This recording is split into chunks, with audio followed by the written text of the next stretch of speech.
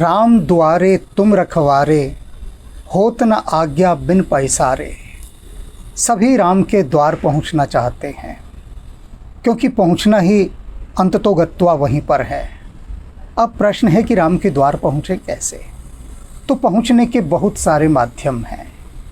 इस कलयुग में हनुमान जी ने एक नया माध्यम बनवाया, और वह माध्यम है हमारे द्वारा लिखवाए जा रहे उनके आध्यात्मिक उपन्यास, अर्थात प्रभु श्री राम के, भगवान कृष्ण के।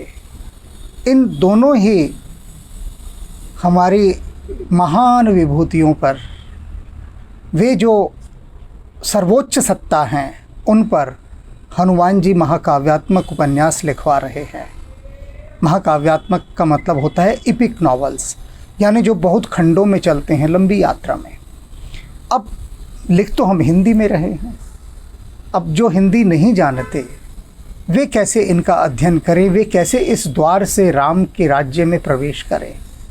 इसका प्रबंध कौन करेगा? हनुमान जी ही करेंगे, क्योंकि राम द्वारे तुम रखवारे, होत न आज्ञा बिन पैसारे। अब जब भक्त पसर गए बहुत सारे कि हमें भी इनका अध्ययन करना है लेकिन हिंदी हमें नहीं आती, तब हनुमान जी ने उसका प्रबंध किया और अनेक भाषाओं में इन आध्यात्मिक उपन्यासों का अनुवाद करवाना आरंभ कर दिया। मेरी बात पर ध्यान दीजिएगा कि हनुमान जी ने इसका प्रबंध किया है, मैंने नहीं। मैं तो कुछ करता नहीं, बस बैठा रहता हूँ। मेरी उनके साथ यही डील हुई है, यही अनुबंध हुआ है कि मैं कुछ नहीं करूँगा, जो करेंगे आप करेंगे और घर बैठे करेंगे मेरे। तो मैंने अपने सारे दायित्व उनको सौंप रखे हैं, इसलिए मैं बड़ा मस्त रहता हूँ, क्योंकि मेरे पास करने को सिर्फ एक ही काम है, हनुमान जी द्वारा लिखवाए जा रहे भगवान राम और कृष्ण के उन दिव्य रहस्यात्मक सूत्रों का वर्णन करना आध्यात्मिक उपन्यासों के रूप में।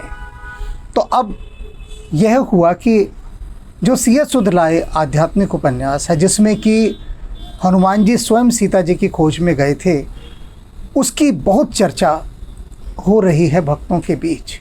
तो अनेक भक्त जो हिंदी नहीं पढ़ पाते और केवल अंग्रेज़ी ही पढ़ पाते हैं, और निकट भविष्य ऐसा आने वाला है, ज़्यादा नहीं 20-25 साल बाद तक सभी यही कहेंगे, we are not comfortable in Hindi.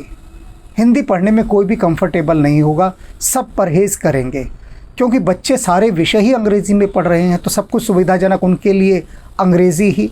तो अब जो पीढ़ी है इस समय, जो 30 साल की है, 35 साल की है, वो हिंदी नहीं पढ़ पाती, उसके लिए सुविधाजनक अंग्रेज़ी है। तो अब यह हुआ कि अंग्रेज़ी में इसका अनुवाद कैसे हो। तो हनुमान जी ने स्वयं प्रेरणा दी एक भक्त के मन में। और कैसे प्रेरणा दी कि अनेक भक्तों ने उनसे कहा कि वे सीएस सुध लाए का अंग्रेज़ी में अनुवाद करना आरंभ कर दें। अब जिसे कहा वह तो घबरा गया, क्योंकि उसने कहा मुझे तो कोई अनुभव ही नहीं है किसी प्रकार का। किंतु हनुमान जी अनुभवहीन को ही पकड़ते हैं। वे कोरा कागज़ पकड़ते हैं जिस पर ढंग से लिखा जा सके, जिस पर पहले ही बहुत कुछ लिखा हो। उस पर कोई क्या लिखेगा? जो पात्र पहले ही अपनी टर्म और कंडीशन से भरा हो, अपने पूर्वाग्रहों से भरा हो, उस पर कुछ नहीं और भरा जा सकता, डाला जा सकता। पात्र में कुछ डाला जाए, इसके लिए यह आवश्यक है कि वह पात्र बिल्कुल खाली हो और स्वच्छ हो। तो ऐसा ही एक पात्र है अनिल, बेंगलोर के हैं।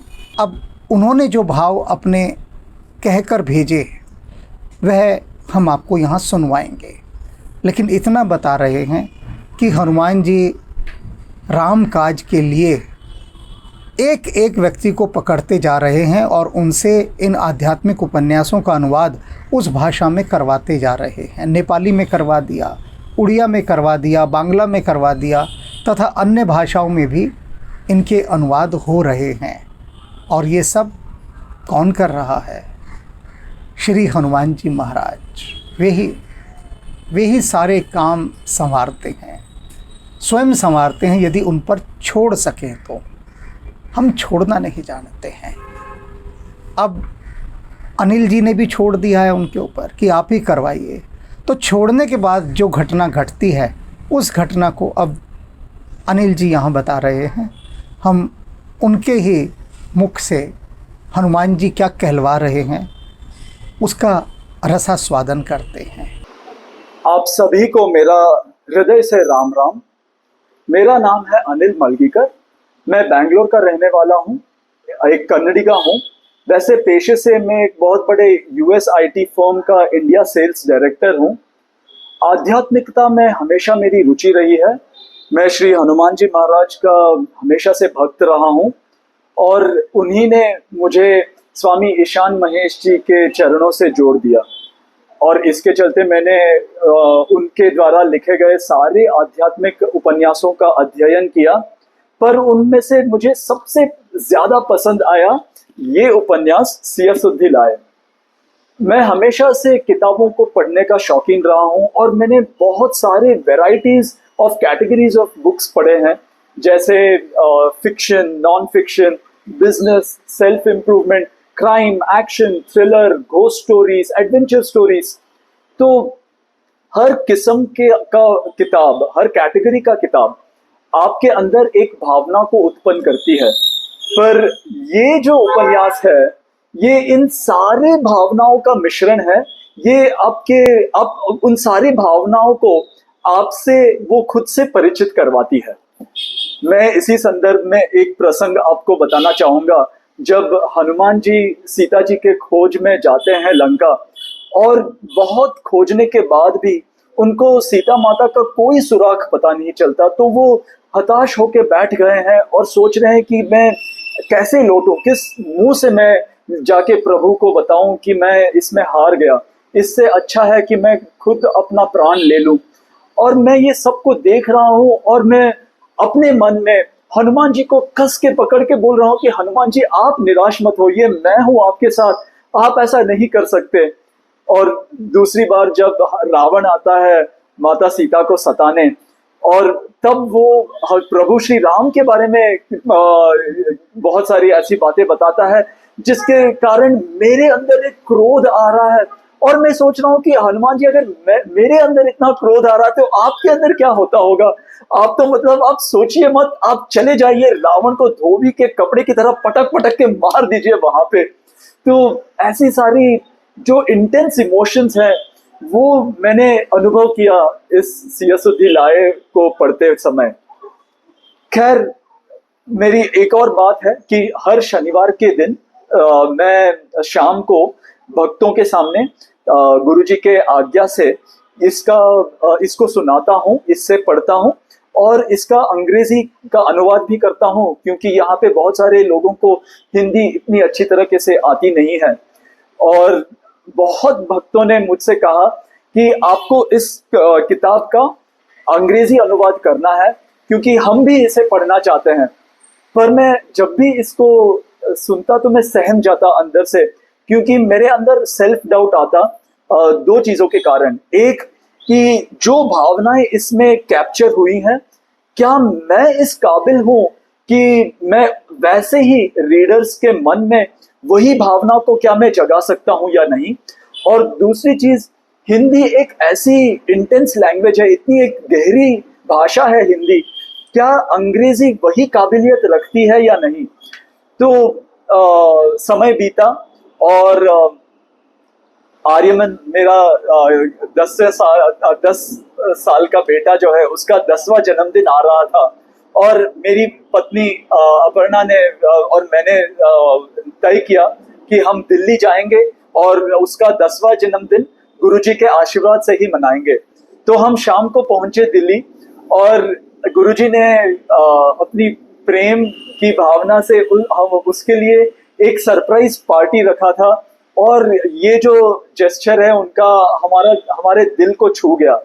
और उन्होंने हमारे लिए खुद परोठा परोसा था, जो हमारे लिए एक प्रसाद समान बन गया। तो खाना हुआ, सब कुछ हुआ, और मैं गुरुजी के लिए एक सवाल मन में मैं रख के लाया था। और मैंने उनसे साझा किया कि गुरुजी, मेरा अगली साधना क्या होनी चाहिए, क्योंकि गुरुजी को तो पता था कि मैंने हनुमान चालीसा का कठोर साधना भी किया था। और मैंने उनसे पूछा कि गुरुजी, क्या मुझे आगे तंत्र मंत्र की साधना करनी है या योग भाव की साधना करनी है, करना क्या है?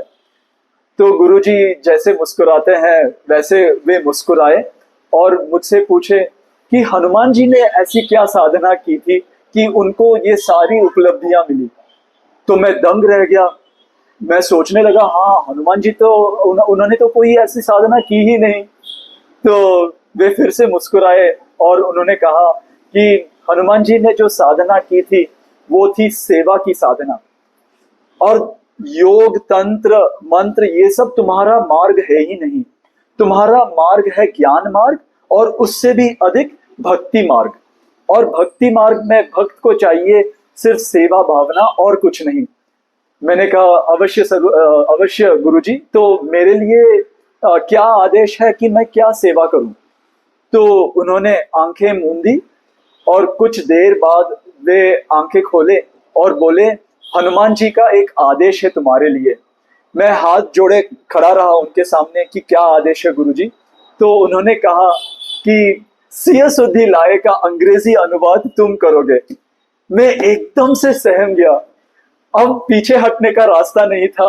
हनुमान जी से आया है तो मुझे ये करना ही पड़ेगा। उन्होंने कहा घर जाओ और मंगलवार से शुरू करो।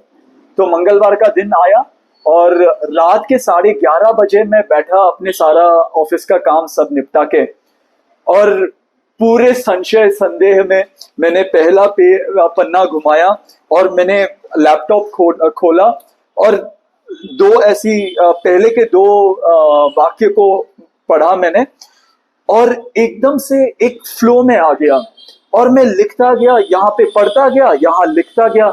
और ये शब्द जो है, शब्दों का एक प्रवाह जैसे मेरे से फ्लो में आने लगा। और मुझे ये इमीडिएटली पता चल गया कि ये लिखने वाला तो मैं हूं ही नहीं, क्योंकि इससे पहले भी मैंने शॉर्ट स्टोरीज ऐसे लिखे हैं और जब भी मैं लिखता तो मैं बहुत धीरे धीरे शब्दों को चुन चुन के लिखता, पर इस बार ऐसा हो ही नहीं रहा है। और समय का मुझे कोई ज्ञात नहीं था, क्योंकि ये तो समय था मेरे सोने का, पर एक अनोखी ऊर्जा मेरे अंदर प्रज्वलित हो रही थी। और जब मैंने समय देखा उसके बाद तो पता नहीं कैसे 2 घंटे गुजर चुके थे और मैंने पहले 5 पन्नों का अनुवाद मैं कर चुका था ऐसे ही। तो मैंने बुक बंद किया, लैपटॉप बंद किया और मैंने गुरुजी को ये इमीडिएटली टेक्स्ट मैसेज व्हाट्सएप पे भेजा कि गुरुजी कुछ अद्भुत ही हो रहा है मेरे साथ। मैं तो हूं ही नहीं लिखने वाला, मैं तो ऐसे ही लिख रहा हूँ एक प्रवाह में। तो गुरुजी ने अगले दिन मैसेज किया कि अब तुम ऑटो पायलट मोड पे हो। तो मैंने अभी ठान लिया है कि मैं नियमित रूप से प्रतिदिन इसका अनुवाद करने बैठूंगा और मुझे आप सब लोगों का आशीर्वाद चाहिए। गुरु की कृपा और श्री हनुमान जी की कृपा हमेशा मेरे ऊपर ऐसी ही बनी रहे, ताकि मैं जल्द से जल्द आप सब लोगों के सामने सिय सुद्धि लाए, जो मेरा सबसे पसंदीदा सबसे फेवरेट बुक है, उसका मैं अनुवाद अंग्रेजी में करके आपको अंग्रेजी वर्जन लेके आऊं आपके सामने, ताकि ये बहुत सारे अन्य रीडर्स को ये जा सके। जय श्री राम, जय हनुमान।